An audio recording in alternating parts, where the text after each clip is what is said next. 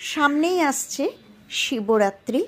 তা সে শিবরাত্রিই হোক বা যে কোনো উপোসই হোক, উপোসের পরে উপোস ভাঙার জন্য এমন খাবার আমাদের খাওয়া উচিত যেটা মনে তৃপ্তিও আনবে, পেটও ভরবে, অথচ পেট ঠান্ডা রাখতে সাহায্য করবে। তো আমি সেই জন্য আজকে তোমাদের সাথে সেরকমই একটি রেসিপি শেয়ার করব। সেটা হলো সাবুদানার পায়েস বা সাবুদানার ক্ষীর। চলো রেসিপিটা দেখে নেওয়া যাক। ভীষণ ঝটপট হয়ে যায়, দারুণ সুস্বাদু হয় রেসিপিটা। রেসিপি যদি ভালো লাগে তাহলে প্লিজ একটা লাইক করতে ভুলো না। আর যে সকল নতুন বন্ধুরা আমার এই ভিডিওটা দেখছো তাদের অনুরোধ করব, আমার রেসিপি ভালো লাগলে প্লিজ আমার চ্যানেলটা সাবস্ক্রাইব করে আমার পাশে থেকে যেও এরকমই সুন্দর সুন্দর রেসিপি পাওয়ার জন্য। বেল আইকনটা প্রেস করতে ভুলো না, তাহলে আমি যে কোনো ভিডিও আপলোড করার সাথে সাথে নোটিফিকেশন সবার আগে তোমাদের কাছে পৌঁছে যাবে। আর পুরনো বন্ধুদের তো সবসময়ই আমার তরফ থেকে অনেক অনেক ভালোবাসা আর ধন্যবাদ। চলো শুরু করে দিই আজকের রেসিপি। আমি একটু বড় বাটি নিয়ে নিয়েছি, আর এর মধ্যে 1 কাপ ছোট দানার সাবু নিয়ে নিলাম। এখন এটাকে আমি জল দিয়ে 4-5 বার ভালো করে ধুয়ে নেব।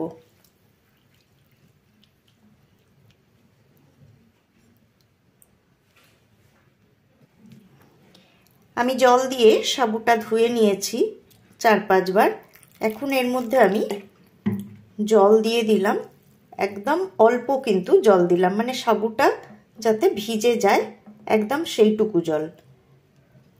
এই দেখো সাবুটা ভিজে গেছে, এর ওপরে কিন্তু আর আমি জল দিইনি, কারণ সাবুটা ধুয়েছি অলরেডি, ভেজাই আছে।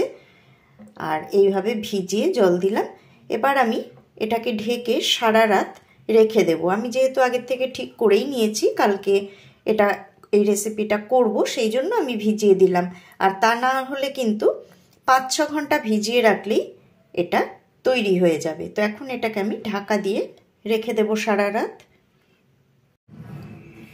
তো দেখো সাবুটা আমি সারা রাত ভিজিয়ে রেখেছিলাম। সাবুটা কেমন ঝরঝরে হয়ে গেছে, প্রত্যেকটা দানা দেখো আলাদা আলাদা হয়ে গেছে, আর নরমও হয়ে গেছে।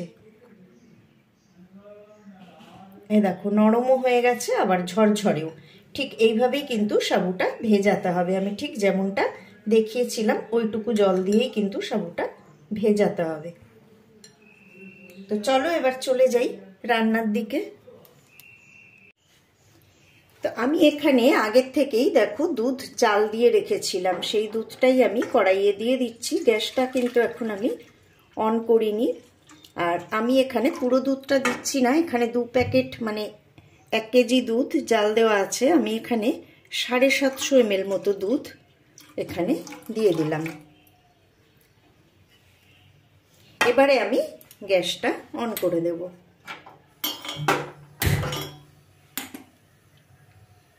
আর এটাকে আমি জাল দিয়ে আর একটুখানি ঘন করে নেব। মিডিয়াম ফ্লেমে আমি এটাকে মিনিট 3 জাল দিয়ে নেব। তো আমি দেখো এটাকে 3 মিনিট ধরে মিডিয়াম ফ্লেমে ক্রমাগত হাতা দিয়ে নেড়ে নেড়ে জাল দিয়ে নিয়েছি। এটা আরও কিছুটা ঘন হয়ে গেছে। এখন আমি এর মধ্যে দিয়ে দেব ভিজিয়ে রাখা সাবুটা।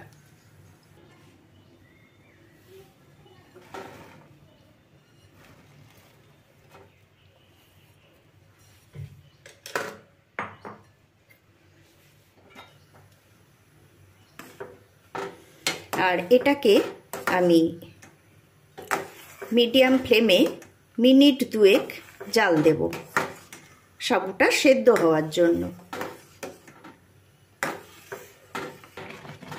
সাবুটা সেদ্ধ হয়ে গেছে। এখন আমি এর মধ্যে দিয়ে দেব 3টে এলাচ গুঁড়ো করে রেখেছিলাম, সেটা দিয়ে দেব। চিনি আমি এখানে কিন্তু 1/4 কাপ চিনি দিচ্ছি, আর এর সাথে আমি গুড় দেব, সেই জন্য আমি চিনি অল্প দিলাম, নইলে 1/2 কাপ চিনি দেবে তোমরা। আর যেহেতু উপোসের পর খাওয়া, সেই জন্য কড়া মিষ্টি না খেলেই ভালো, তাহলে কিন্তু অনেক সময় অ্যাসিড হয়ে যায়। তো দেখো এই পাটালিটাও আমি দিয়ে দিচ্ছি, সেই জন্য আমি চিনিটা একটু কম দিয়েছি। এখানে আর একটা টিপস তোমাদের আমি দিয়ে দিচ্ছি, তোমরা কিন্তু এখানে এটা পুরো বাতাসা দিয়ে অথবা বাতাসা চিনি মিশিয়েও করতে পারো, তাতেও কিন্তু খেতে খুব স্বাদ হবে। তো একদম ফ্লেমটা লো করে দিলাম, গুড় আর চিনিটা গলে যাওয়া পর্যন্ত অপেক্ষা করতে হবে। তো দুধটা আমার এখানে একটু কম লাগছে, তো কারণ গুড়টাও আমি ভেঙে দিইনি, এরকমই দিয়ে দিয়েছি, একটু বোকামো করি, গুঁড়ো করে দিলে ভালো হতো। তা আমি এর মধ্যে আর হাফ কাপ দুধ অ্যাড করে দেব।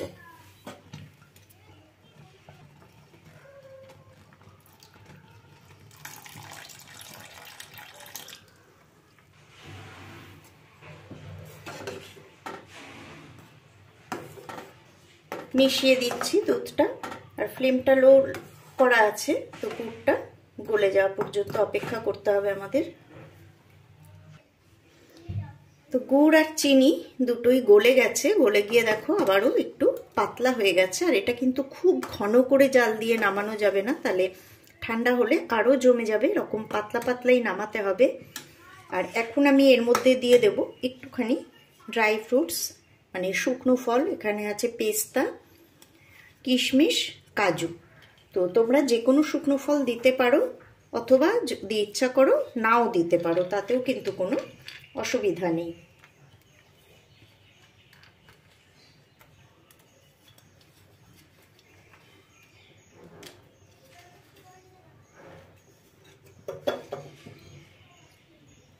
ব্যাস কমপ্লিট। ভীষণ সহজে তাড়াতাড়ি হয়ে যায় রেসিপিটা, ভীষণ সহজ। আর উপোসের পর বা যে কোনো দিনই এটা খাওয়া যায়, কিন্তু উপোসের পর কিন্তু এটা একদম পারফেক্ট। এতে পেটও ভরবে, মনেও শান্তি হবে, আর স্বাস্থ্যকর তো বটেই। তো গ্যাসটা অফ করে দিয়ে এটা ঢাকা দিয়ে রেখে দেব। তবে একটা কথা, এটা কিন্তু কখনোই গরম খাওয়া চলবে না, একদম ঠান্ডা করে নিয়ে তবেই খেতে হবে। দরকার হলে ঠান্ডা করার পর একটু ফ্রিজেও রেখে দেওয়া যায়। তো আমি এটাকে এবার পরিবেশন করে দেখিয়ে দিচ্ছি একটু ঠান্ডা হলে। বন্ধুরা, রেসিপিটা কেমন লাগলো আমাকে অবশ্যই কমেন্ট বক্সে কমেন্ট করে জানিও। আজকে এই পর্যন্তই, বিদায় নিচ্ছি। আবারও ফিরে আসব পরের পর্বে এরকমই সুন্দর কোনো রেসিপি নিয়ে। সবাই ভালো থেকো, সুস্থ থেকো, সাথে থেকো।